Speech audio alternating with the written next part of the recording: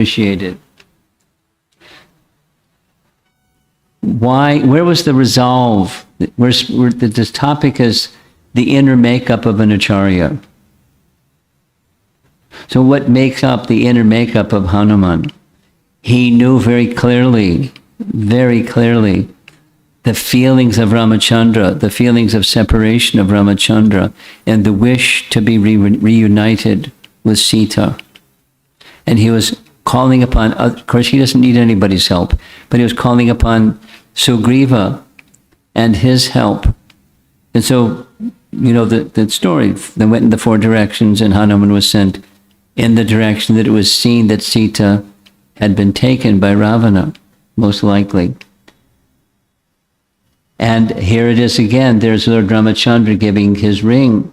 The Guru's eagerness to give the message of the Supreme Lord to the jivas is due to the Guru's recognizing how dear the jivas of the world are to the Supreme Lord. So in Sri Vaishnava commentaries, Sita is representing the misguided jiva. Misguided in the sense that she was given a specific instruction by Lakshmana, stay here, by Lord Ramachandra, stay to protect Sita. And she did something different so that she would be left unprotected and thus taken by Ravana, by trickery. So when the jiva, this is, you know, another layer of the whole story of Ramayana, but besides Sita being kidnapped, it's the living entity who is misguided and gets whammied by the material energy,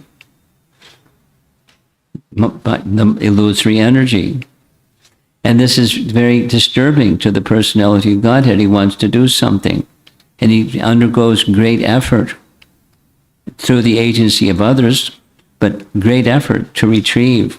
And the Guru function, which is Hanuman's function, is exactly that. Hanuman is referred to as Shatru Karshana, the destroyer of enemies.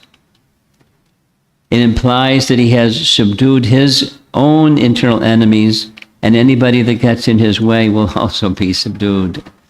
A person has both enemies outside and inside. It's more difficult because we're discussing the internal cultivation of an acharya. It's more difficult to subdue our internal than the external enemies. I think you've probably noticed that. And then a very important, 3 times very important word in this first verse of this whole section, his intention. Iyasa.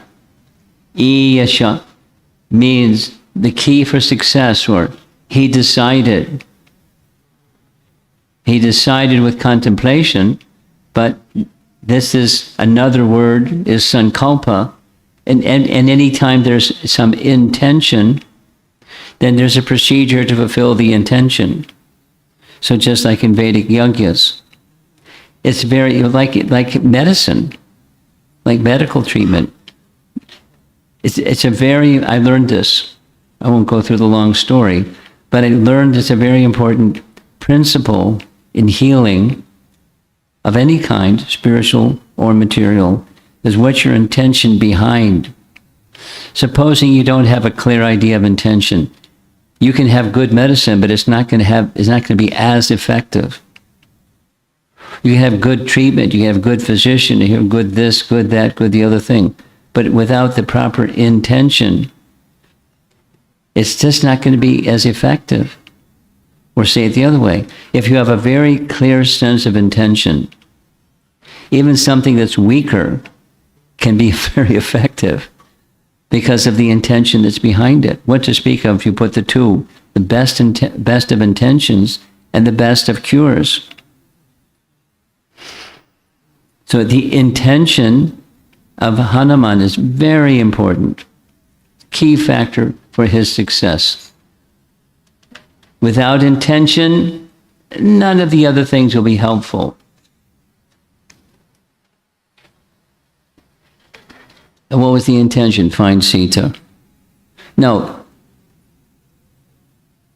There was already an idea of where Sita was, because Satyapati, he had this vision of being able to see at a far distance, but they wanted to verify and reassure, and so finding Sita,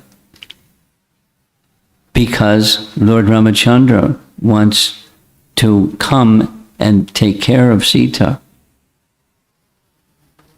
And then he wants to know her intention to reunite with Ramachandra. That didn't take too much difficulty.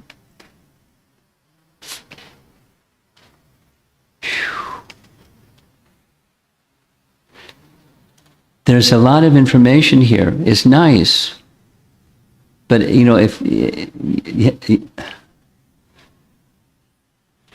I'm pausing because, for two reasons. I have a time limit. And there's lots to share. And then the other is, I don't know what your capacity is. I don't get it, the vibration that you're feeling restless yet.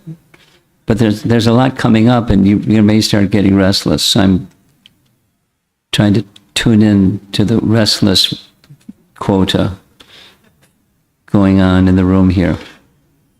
We're doing all right? Okay? It's taking words. We're still on the first verse. Taking words in the verse, taking a look at them, because there's volumes of meaning in each of the words, and you can do this with all the words of the whole Ramayana, but that's like a lot of verses in Ramayana. But this is an important verse.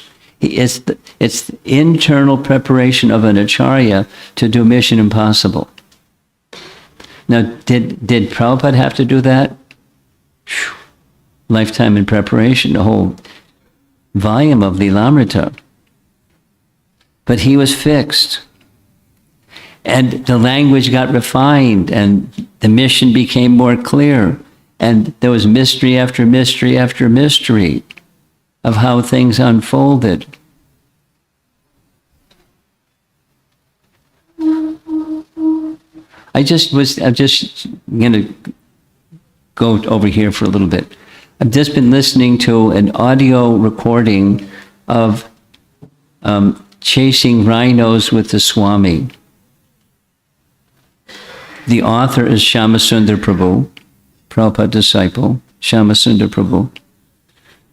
And it's a delight. So there was a plan to have a temple in London. And long story, many obstacles, and all the obstacles got cleared, except there wasn't a deity. And Shyamasundar carved